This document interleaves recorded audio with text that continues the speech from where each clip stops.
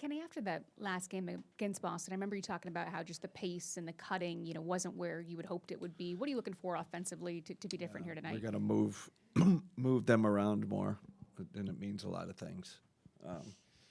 But that we're a little stagnant last game, so better ball movement and player movement. One of the reasons the front office went out and got DeAndre is for matchups like tonight against Boston. Now, granted, Boston with Kristaps and Drew, but are you looking forward just to see what element he adds against? Yeah, but he's gonna help us for sure. He's helped us since we got him in the trade. I will say, they're a matchup hunting team, so we'll see if they try to match up hunt him or who they're going to go after. But, it doesn't always mean that guy's in the action. So he's just got to play great team defense like he's been doing, rebound like he's been doing. Yeah. And then since you guys have acquired him, the defense has been number one in terms of rating. What have you noticed and been, the biggest factor that he's added to that? I mean, he has all the characteristics. Well, first of all, he's got the pedigree, right? ACC Defensive Player of the Year. Played in a great program at Virginia. Played for a great defensive coach. So he's got all the fundamentals. Then he's gritty and he's tough. And then he's big, 7'3" wingspan. That eats up more space. You can't go at him in the post really or on the elbows because he's so strong. So he's just got all the kind of characteristics of an excellent defender.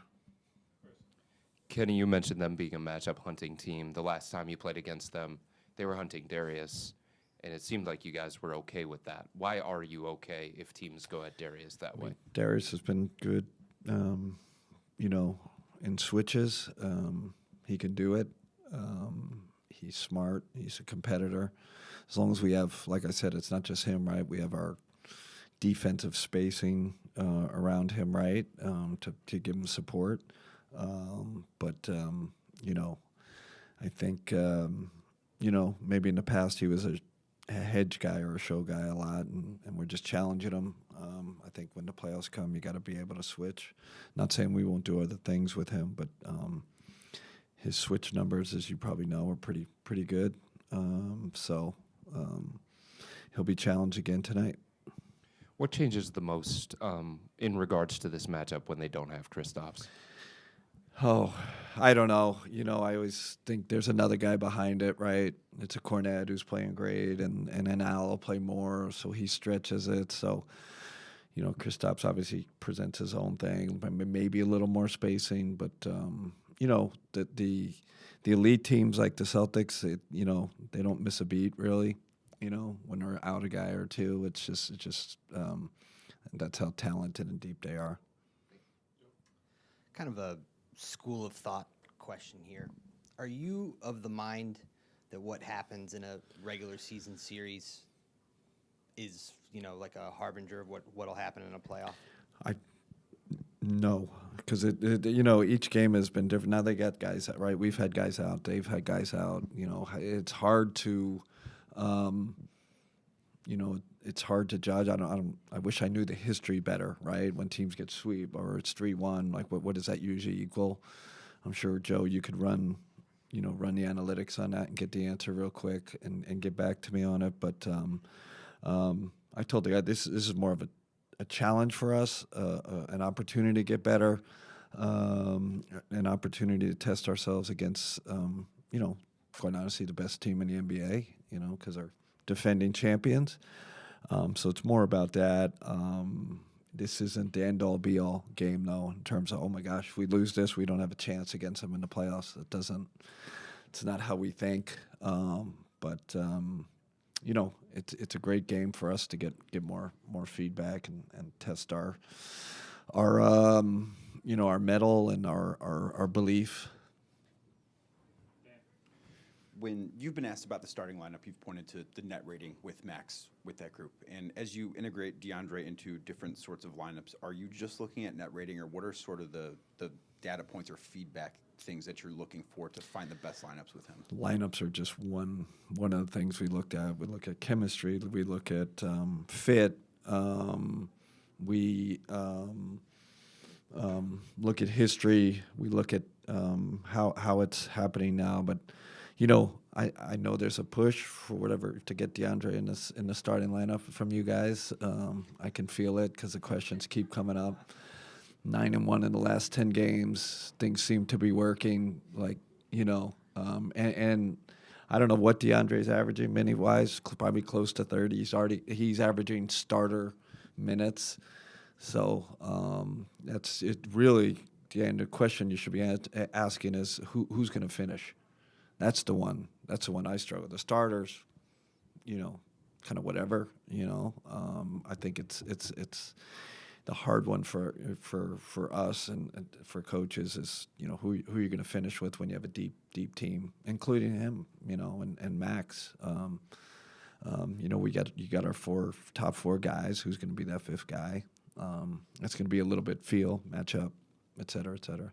How do you balance having data only from the last, 30 games with DeAndre versus full season data for other lineups in terms of what you're deciding what to play during certain points of the game, not talking about starting? Yeah, we definitely have we know analytically what's analytically valid, but if you didn't look at the stuff that's not valid, right, even the shirt, I think you're doing a disservice to yourself. It's my personal opinion, because then you have to use your eyes too and what's right. So a lineup might be starting to look really good. There's not enough minutes for that lineup according to your analytics group, but you feel good about it. It looks good. You like the chemistry, and you go with it. You might start playing it more. So, but there are lines in the sand with that. We need this for a 5-man lineup. We need this amount of minutes: 4-man, 3-man, 2-man, and we know those markers. But we also have to get ahead of things. So that's usually the eye test and video and talking with the staff.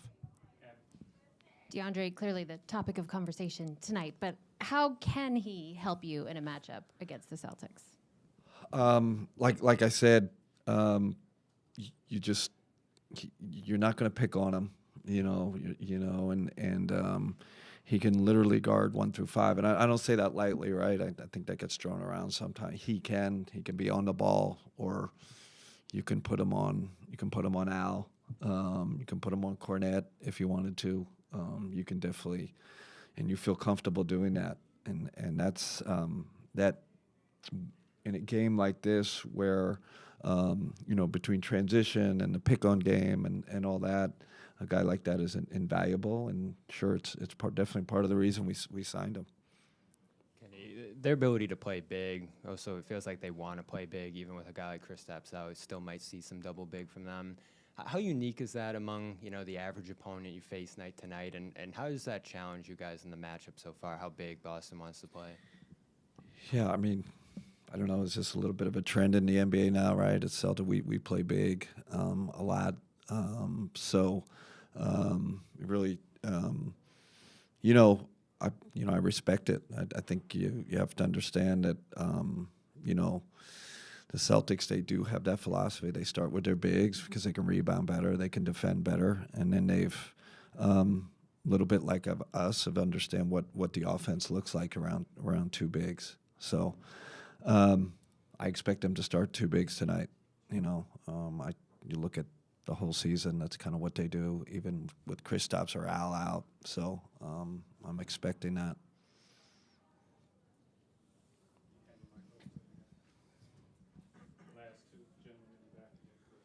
This summer, you hired Vincent Collet, the French head coach. What has been his added value and his role along the year? He's here if you want to talk to him. He's right out. He's probably having a coffee right now. Vincent is, he's part of the staff and works for the federation in France. But we use him as a consultant. He's a mentor to me.